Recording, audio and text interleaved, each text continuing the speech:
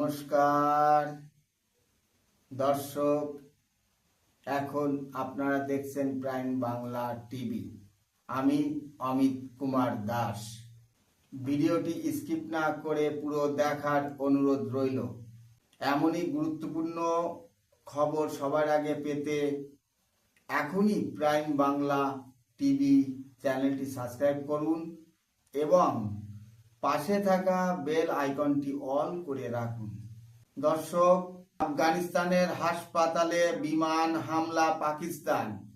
পাকিস্তান আফগানিস্তানের হাসপাতালে বিমান হামলা করলো। একই অবস্থা, হাসপাতালে বিমান হামলা। কি বলবো বুঝতে পারছি না। ভাবা যায় হাসপাতালে বিমান হামলা? এটা কোনো সভ্য দেশ করতে পারে না, একমাত্র পাকিস্তানই পারে। এরপর এখন পবিত্র মাস চলছে, তারপরেও হামলা। একবার ভাবুন, পাকিস্তান বিশ্বের কাছে আর একবার প্রমাণ করলো তারা কতটা নির্লজ্জ, বেঈমান, কাপুরুষ।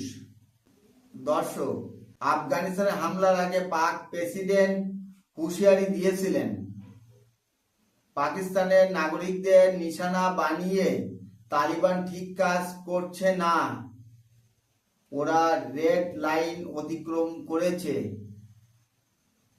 তারপরই পাকিস্তান সোমবার গভীর রাতে কাবুলের একটি হাসপাতালে বিমান হামলা চালায়।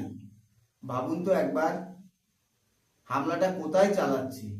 এরপরে আফগানিস্তান এই হামলাকে গণহত্যা বলে দাবি করে পাকিস্তানের বিরুদ্ধে সর্বশক্তি দিয়ে ঝাঁপানোর হুঁশিয়ারি দিয়েছে।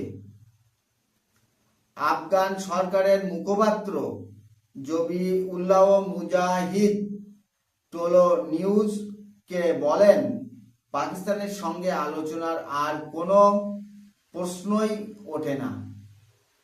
যেভাবে নিরীহ নাগরিকের উপর হামলা চালানো হয়েছে তার কোনোভাবেই মেনে নেওয়া যায় না।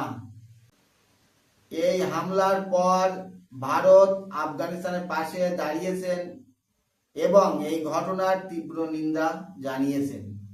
দর্শক, একটু খেয়াল করলে দেখতে পাবেন ফুটেজগুলোতে দেখা যাচ্ছে নিরাপত্তা বাহিনীর সদস্যরা টর্চের আলো জ্বালিয়ে হাসপাতাল থেকে জখমদের উদ্ধার করছেন। হাসপাতাল ভবনটির একটি বড় অংশ মূলত ধ্বংসস্তূপে পরিণত হয়েছে। চারদিকে আগুন জ্বলছে। সেই আগুনের নেভানোর চেষ্টা চালাচ্ছেন একদল দমকল কর্মী। ভাবুন তো একটু, এই দৃশ্য দেখার পর কি মনে হচ্ছে বলুন দর্শক, জানাবেন। কাবুলের ওই হাসপাতালটি মূলত মাদক আসক্তদের চিকিৎসা করানোর হাসপাতাল ছিল। সোমবার রাতে 2000 শয্যার এই হাসপাতালে পাকিস্তান আকাশ পথে হামলা চালায় বলে অভিযোগ। ঘটনার কিছুক্ষণ পরেই সমাজ মাধ্যমে পোস্ট করেন আফগান সরকারের উপমুখপাত্র হামদুল্লাহ ফিতরাত। পোস্ট করে তিনি এই কথা জানান। আর হ্যাঁ, আমার চ্যানেলে যারা নতুন আমার ভিডিওটি দেখছেন, অতি অবশ্যই আমি বলবো আপনারা সাবস্ক্রাইব করে সাপোর্ট করবেন। ভিডিওটি ইনফরমেটিভ লাগলে অতি অবশ্যই শেয়ার করবেন, লাইক করবেন এবং কমেন্ট করবেন। এখানে শেষ করব, দেখা হবে নেক্সট ভিডিওতে। টাইম বাংলা টিভি দেখার জন্য ধন্যবাদ।